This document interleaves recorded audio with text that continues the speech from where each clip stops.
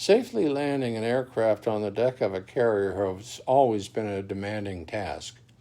Its infancy in the mid-1950s, carrier landings involve three principal requirements.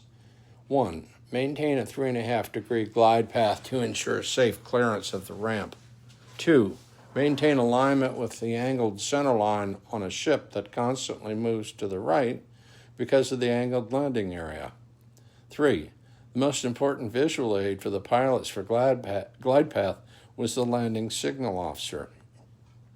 The introduction of jet aircraft required a visual system in real time to help pilots safely maintain a 3.5-degree glide path.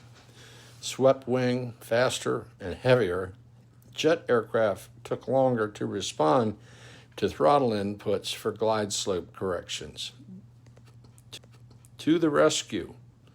The Royal Navy's Admiral Nicholas Goodhart, with the assistance of his secretary's compact mirror, invented the geometry of the mirror optical landing system in the following unconventional manner. He asked the secretary to draw a horizontal line with lipstick across the compact mirror and place it on a desktop. He then rigged a flashlight beam at the end of the desk, shining a pencil beam directly into the mirror.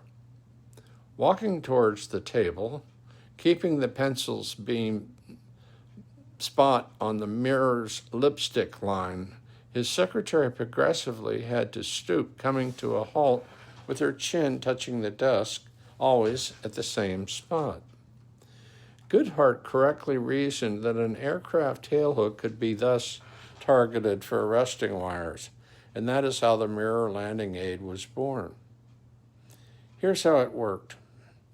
The most important part of the system was a gyroscopically controlled concave mirror on the port side of the flight deck landing area. The mirror bisected a line of 14 green, high-intensity datum lights.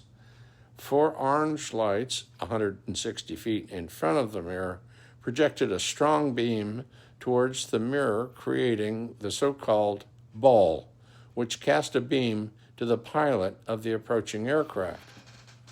The position of the ball, compared to the datum lights, indicated the aircraft's position in relation to the desired glide path. If the ball was above the datum, the plane was too high. Below the datum, the plane was too low. Between the datum, the plane was maintaining the correct glide path. The gyro stabilization compensated for much of the movement of the flight deck due to the sea, thus giving a reliable glide path. If the aircraft deviated too high or low, the ball went off the mirror, at which time the LSO activated flashing red wave-off lights mounted conspicuously on the mirror assembly. Calibrating the flight path, again, simple geometry. A mirror mounted on a 13-foot pole was placed at a designated spot on the flight deck, while a serviceman stood at another designated spot to ascertain the correct position of the mirror and the light source displaying a center ball. After the initial tests, the design turned out to be a success, and one of the first ships on which it was installed was an Australian aircraft carrier, HMAS Melbourne. The first deck trials on a U.S. Navy ship were held in September 1955 on the USS Bennington, which had just been converted to an angled deck carrier. The pilots of Air Development Squadron VX-3 who conducted the trials liked the new system because it gave them immediate knowledge of their vertical position in the groove, whether they were high or low. The message report cited the system was successful beyond expectations.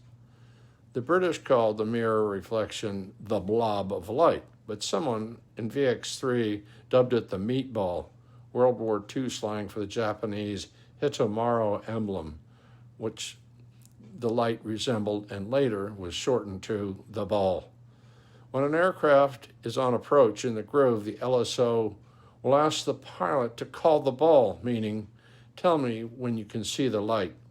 Answering in the affirmative, Roger ball, the pilot will then fly the ball, so to speak, onto the deck and an arrestment.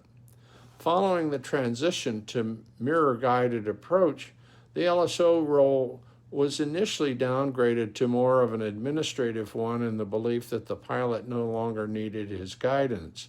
But it was soon established that the LSO could detect a trend sooner than the pilot could, and moreover had a better sense of deck motion, wind gusts, and engine RPM, which affected the safe landing solution. As a result, the LSO resumed as the controlling authority for approaches to the carrier. The optical landing system lives today in the form of the Fresnel lens.